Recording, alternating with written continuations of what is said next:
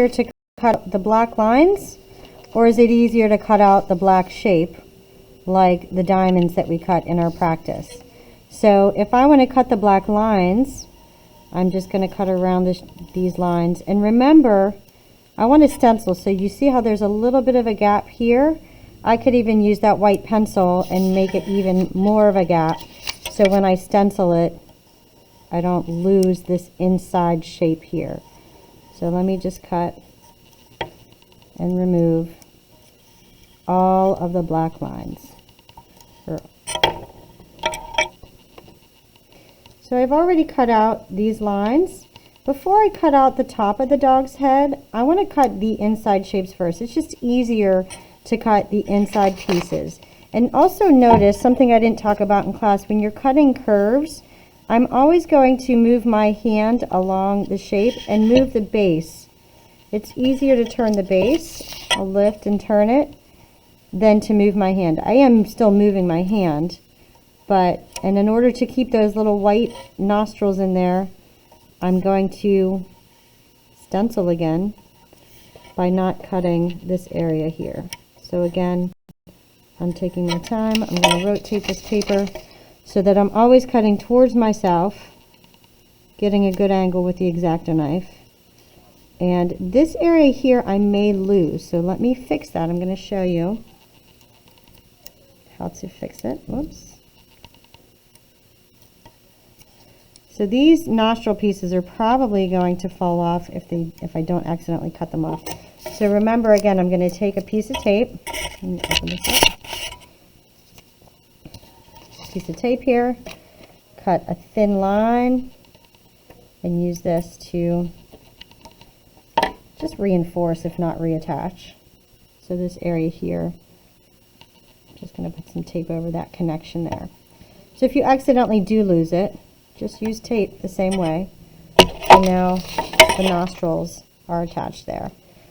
Now for these eyes here, I'm going to use this white pencil to stencil areas that I don't want to cut so that I don't lose that negative space in there. So I'm going to color, above and below, separating that line from the pupil. And I'll even use the Sharpie to identify, even easier for you guys.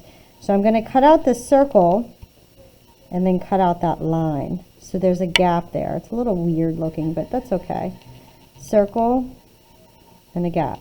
Now if I cut this whole shape out, I'm going to lose the inside of this head. So I'm going to start my line here. I'm going to cut all of this off and stop it here. So there's, again, my stencil here. So this is going to be the one area that I'm not going to cut. And then I'll start again and remove this shape. So I'm just highlighting it with a Sharpie marker for you, and also to help me know where to start and stop cutting. And I can still cut this whole area out, I think, yeah. But actually, before I cut these lines, I do want to cut this out first, so I'm going to go ahead and do that. So there, I've cut out all of the lines. I'm going to flip it over, so now Cayenne is now looking that way. So if it makes sense for you to cut out the lines from your original drawing and stencil that way, then use that. However, what if your design is so intricate like this? This is something crazy. This is obviously not a pet. Then it doesn't make sense to cut out the lines. It makes more sense to cut out the shapes.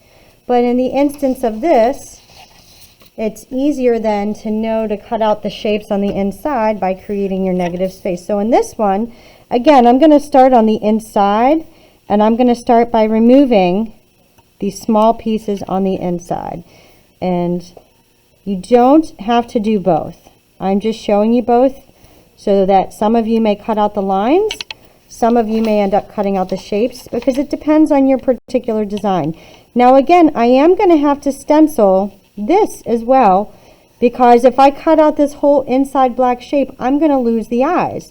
So I think what I'm going to do instead is cut it out and then tape it later, because I'm not sure where exactly I want to attach it, where I want that line to go, maybe where this line is.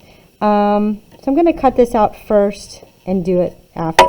But I want to cut this outside shape last, It's a lot easier to cut all my little details first while the whole paper is solid and together. If I cut out that circle first, then I'd be working with a really small piece of paper, and then it becomes more dangerous because then my hand is closer to my cutting line. So again, safety. So for the eyes, I cut them out. I'm going to just tape these later. But the nose, I think I do want to go ahead and stencil. So in this case, I'm going to use black here to color this area so I don't lose that. That shape, right? Actually, no, I take it back. Sorry, now I'm confusing myself. I do want to. I'm cutting out the shape, so I do need this line. I'm cutting out this area. So I'm going to remove this, remove this. Now, when I remove this, I'm going to lose the nose. This is what I wanted to do. So I'm going to attach the nose up here and make this white on the bridge of her nose stop there. And I'm just using my marker so I know where to go. And again, if I mess up, I can just use tape. And there you go. The last step is for me to attach these eyes, figure out where first I want this to go. Whoops. And then I'm going to go ahead and use my tape trick, cut a thin line, and figure out where I want that to be attached. So honestly, I think for now, I don't even know. Maybe just attach it there. I think honestly, before I go to print this, if I were to print this one, I would maybe, if this were for a shirt, lay it down and then remove the tape and just use the silk screen to hold those eyes in place. But that will make more sense to you later. So the option is cut out the line if it makes sense for your design, or cut out the shapes again, and then we'll go from there. So you're only cutting one.